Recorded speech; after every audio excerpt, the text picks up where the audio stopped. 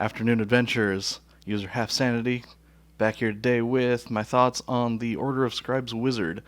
I figure I've been talking a bit about sorcerers, a lot about sorcerers, and a little bit about Bladesinger last week, so kind of want to branch out into the new wizard subclass. I really like the extra scholarly sort of books and scrolls flavor of the scribe wizard, but let's see if the mechanics can hold up. I think the most logical place to start is with the level 2 features that you get right when you take the subclass. So let's start with Wizardly Quill. Wizardly Quill has 3 sort of independent features. Most prominently, you can use your bonus action to summon a quill pen into your hand, and then write with it without needing any sort of ink. You can choose what color it writes in, and you can write infinitely, so that's neat. Probably not super useful, but very flavorful. The third bullet point, and I'll circle back around to the second one, is that you can use the quill to erase anything you've written with it. This is another ribbon ability, probably not going to be actually useful, but is a bit flavorful. Although, if you're in the sort of espionage campaign, you could write like a contract or an agreement and then change some of the terms in it after someone else has signed it. Maybe that could be useful to you. It's a very niche thing, though. But the most important part of the Wizardly Quill feature is to copy spells into your spellbook at a rate of 2 minutes per spell level, rather than 2 hours per spell level. This is super duper quick, obviously 1/60th of the time necessary to copy spells. There are a couple things I want to mention about this, though. The first is, in Adventures League organized play, there's an indeterminate amount of time between adventures, and downtime days are a meta currency that you earn as you level up, that you can spend between adventures to do things like crafting items or trading items to other players' characters. So saving a few downtime days with this feature is nice, but you're never going to run into a situation where you simply don't have the time, at least not between adventures. If you're not in an Adventures League, you're in a home game, and the adventure is going at such a breakneck pace that you never have time to copy spells, that's something you should talk with your DM about. The answer isn't taking this subclass to fix that. It's having a chat with your DM, with your group, and saying, hey, we need some time between adventures to rest and recuperate and copy spells and do the things that our classes are supposed to do.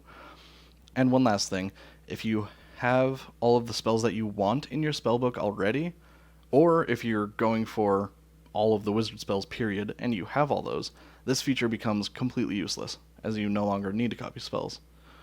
Probably not going to come up for most people who are going for all the wizard spells, because there are a lot of wizard spells.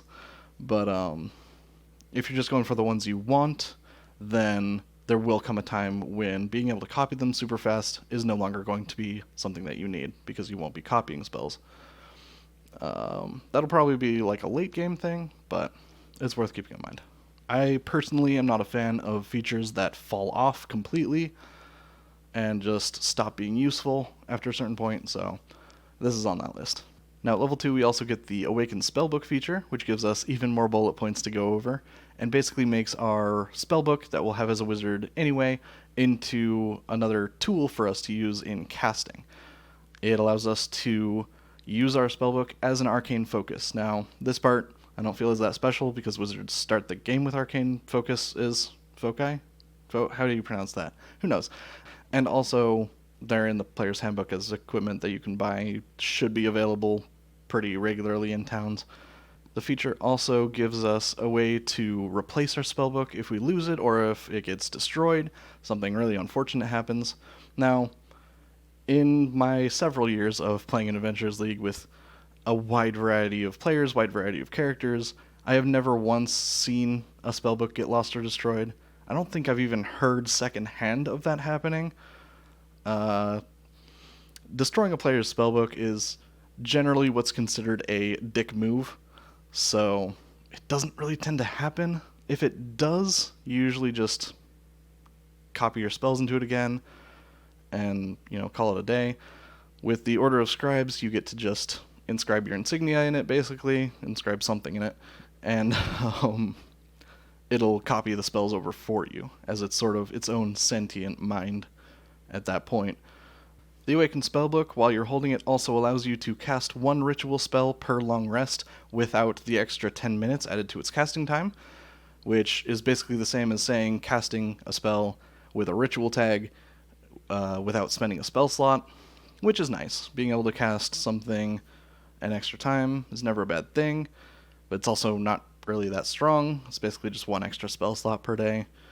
This feature could be really nice once you get to sort of high tier 2, if something happens to your Rary's telepathic bond and you need to get it back up really quickly, and you don't want to spend a 5th level spell slot on it, or if you don't have it prepared for the day.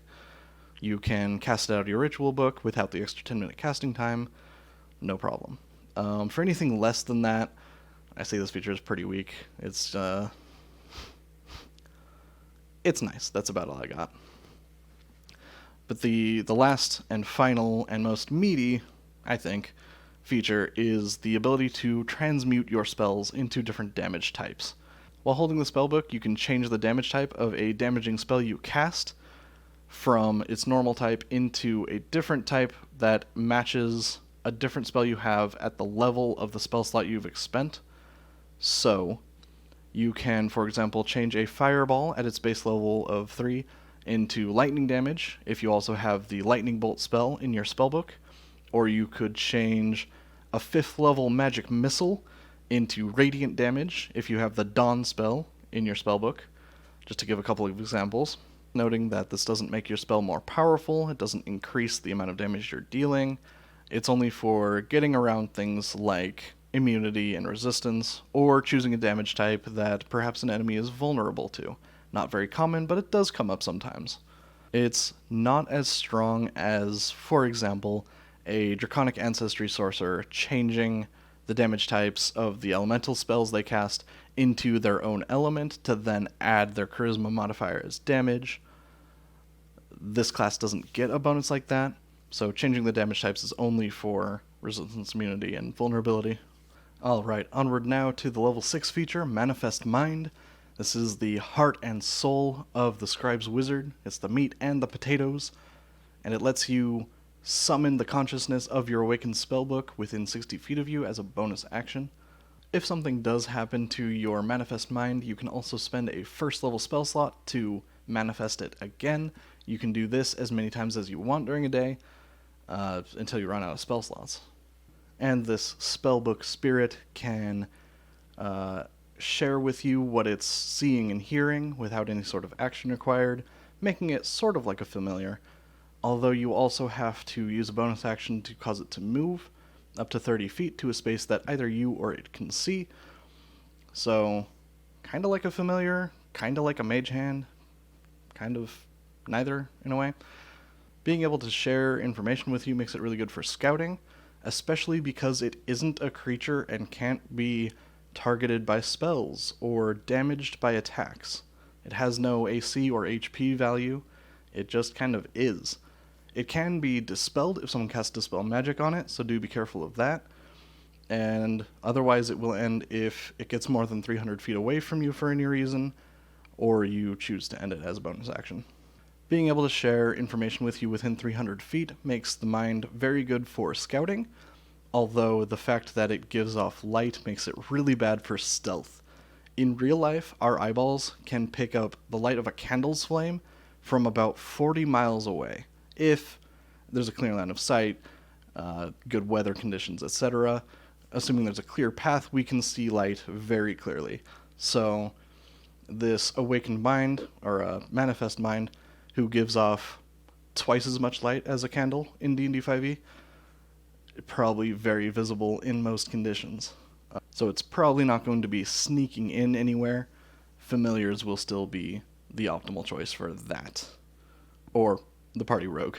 What it can do, though, is deliver your spells for you. Up to a number of times per day, equal to your proficiency bonus, you can cast a spell as though you were in the mind space instead of yours, using its senses. What this means is that you can be up to 300 feet away, potentially behind a bunch of stuff. You could even use the hide action to be properly hidden from anyone who would do you harm, and cast a spell from the space of your awakened spellbook mind thing and target creatures that it can see. So you could be 300 feet away and fireball a room full of bad guys, or cast Hypnotic Pattern to knock a bunch of people out when you're not even present.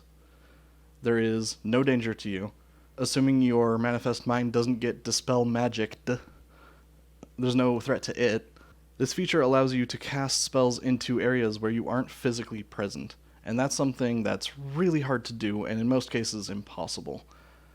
The mind being unattackable makes this just way better too. You could wipe out entire encounters with this. If the enemies you're against don't have access to Dispel Magic, possibly don't even have access to magic at all, and even better, since you're not within 60 feet and you're the one casting the spell, you can't be counterspelled. Because it's not the awakened mind. I don't know why I keep calling it that. It's not the manifest mind casting the spell, it's you. So if there's a wall in the way, or if you're hundreds of feet away, no counterspell. To the best of my understanding, you could even be within a force cage or a wall of force, dome, completely cut off from the rest of the battlefield, and still deliver spells through your awakened mind. I keep calling it that because there are things in the spellcasting rules about having a clear path to your target, but if you're casting as though you're in the space of your manifest mind, as long as the mind has a clear path to the target, you should be fine, I think.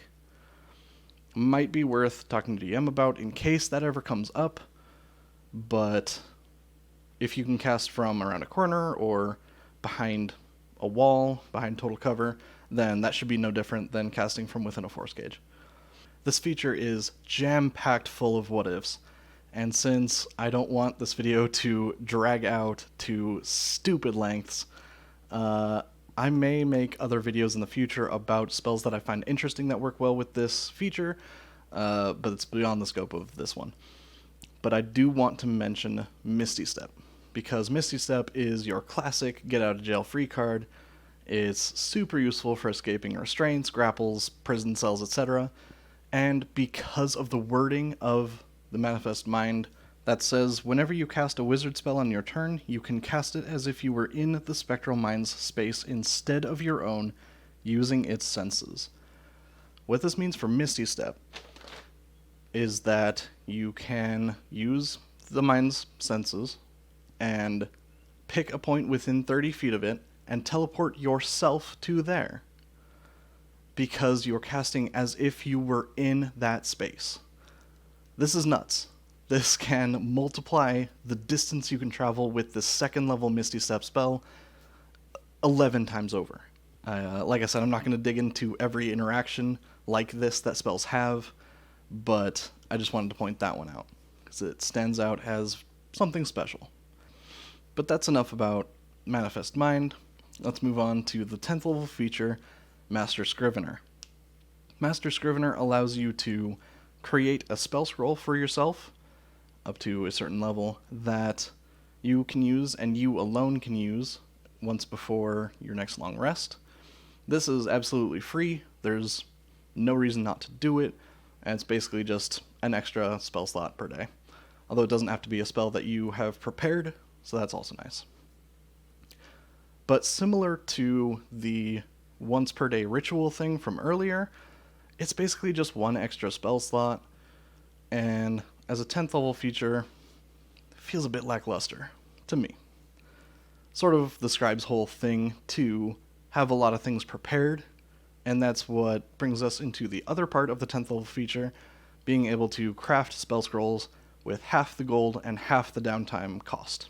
According to the Dungeon Master's Guide, a spell scroll with a cantrip or first level spell, which is a common magic item, costs 50 gold pieces and 2 days of downtime work to craft. That means our Master Scrivener Order of Scribes wizard can do it in 1 day for 25 gold pieces. That's about half the cost of a healing potion. You could stock up on first level spells that you don't necessarily have prepared day after day, but might come in handy once or twice, and basically just as you use them, replenish them the next time you have downtime. This is great for spells like Featherfall, or maybe a quick cast Comprehend Languages, so that you don't have to use your earlier feature on it. Comprehend Languages I'd like to have on hand in case I come across a creature that has a language barrier that we can't communicate effectively with. It's nice to not have to take 10 minutes to cast it. Also great for things like Detect Magic for the same reason. Again, a ritual, but being able to cast it quickly can come in handy. Spells like Unseen Servant, Tensor's Floating Disc. These are all rituals, aren't they?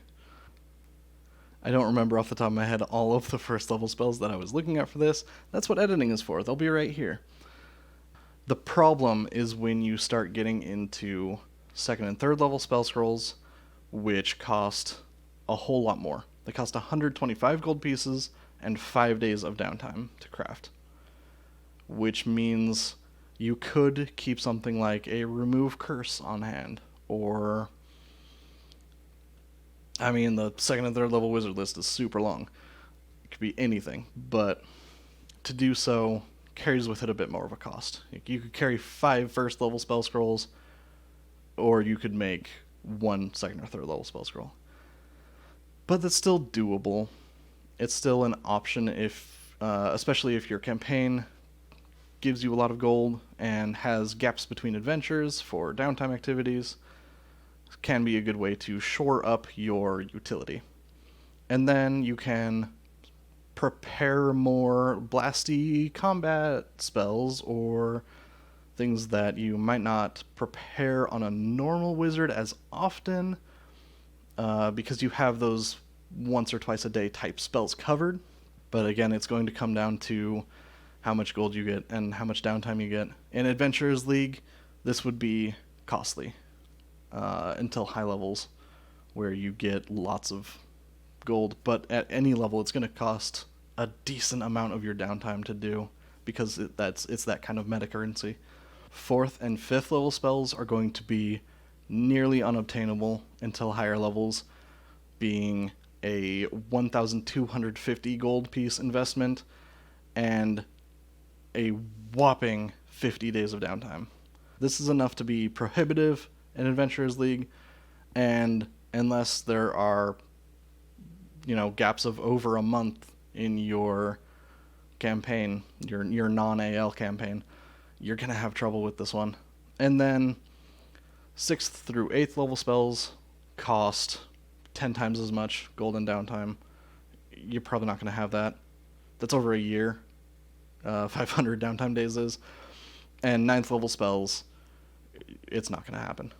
9th level spells, even for a Scribe's Wizard, cost over 13 and a half years to make, and over 125,000 gold pieces. So that one ain't happening unless you've got a serious time jump in your campaign. The long and short of Master Scrivener is you get an extra spell slot once per day, and you get the opportunity to carry low-level scrolls so that you don't have to prepare as many low-level spells if you're willing to trade that gold and a little bit of downtime for it. Now, one of the other strengths of Master Scrivener is that you can make scrolls and then hand them out to your party members, although those party members do have to have the spell on their class's spell list in order to cast them. But if you've got a bunch of wizards and sorcerers and bards in your party, you can probably make pretty good use of this. It's still going to cost money, of course, but if you're, especially in a home game where you sort of pool your money, then you could, as a group, decide that's worth it. And that's about all this feature does, which, as a level 10 feature, doesn't feel very strong either. That's about all there is to say about that, so let's move on to level 14, One with the Word. This gives you advantage on Arcana checks, which is nice, and not really necessary. But more importantly, you get the ability to, if your Manifest Mind is active, sacrifice it when you take damage, as well as crossing out some of the spells in your spellbook for 1d6 days to negate all of the damage and save yourself. This is probably a really nice Hail Mary if you're hit with a Meteor Swarm and fail your saving throw, or you're hit with a Disintegrate and you fail your saving throw, or you're hit with a Dragon's Breath weapon and you fail your saving throw. And you need to make that sacrifice of those few spells and your Manifest Mind to save yourself from death. What this feature doesn't work against, though, is multi-attack and other similar features and effects that hit multiple times for a certain amount of damage each time. For example, an Ancient Dragon might have a bite attack, 2 claw attacks, and a tail attack, all in one turn. So if it hits you with all of those, you only get to negate one of those damage rolls. So that's probably not going to be worth it. But if you're hit like I said, one of those very high damaging effects that does all of its damage at once, it's great. Although there are other features in the game that can help you succeed on saving throws or negate damage in other ways that will probably serve you better in the long run than an Order of Scribes wizard with this feature. Overall, I don't think this is a weak feature, but it is situational, and there are definitely better level 14 features for other wizard subclasses. So in summary, I really like what the subclass is trying to do, but I just don't think it quite gets there. The price of scrolls is still way too high to make actual good use of the level 10 feature. This is largely an out-of-combat class, except for your Manifest Mind being able to cast some spells while you yourself are behind cover or far enough away to be relatively safe, and the ability to negate damage by sacrificing your Manifest Mind and a few spell levels of spells from your Spellbook can definitely save your butt. But other classes, other subclasses that specialize in a particular school of magic get some really powerful benefits to those kinds of spells, and that's something that this wizard lacks. You don't get extra damage, you don't get to make your illusions real, you don't get to control other people's undead and make a bunch of your own that are super strong. You don't get to have portents. These are all really strong things. You have a lot of out-of-combat preparedness if you're willing to spend a little bit of gold on those low-level spells. How much that's going to be worth is going to be very subjective. What am I trying to say? I'm trying to say versatility and strength are two different things. The Scribes Wizard can be very versatile, more than most other classes and subclasses, because you can have lots of spell scrolls, although with enough golden downtime, that's a thing you can always do. Having lots of stuff prepared, being ready for any situation, that's kind of something the wizard already is and does, so it's just more accessible to the Scribes Wizard. I have to wonder if that's worth having a subclass built around it in the first place. Manifest Mind is really cool and strong, but it's about the only really strong feature this thing has going for it. So I have to ask myself how often I'm actually going to use the Manifest Mind to, say, firebomb a room full of enemies from hundreds of feet away when I'm in a co-op game with a party who doesn't want to sit back and wait for me to do everything. Similar to how rogues are held back by having a party. Video right up there if you want to see more about that.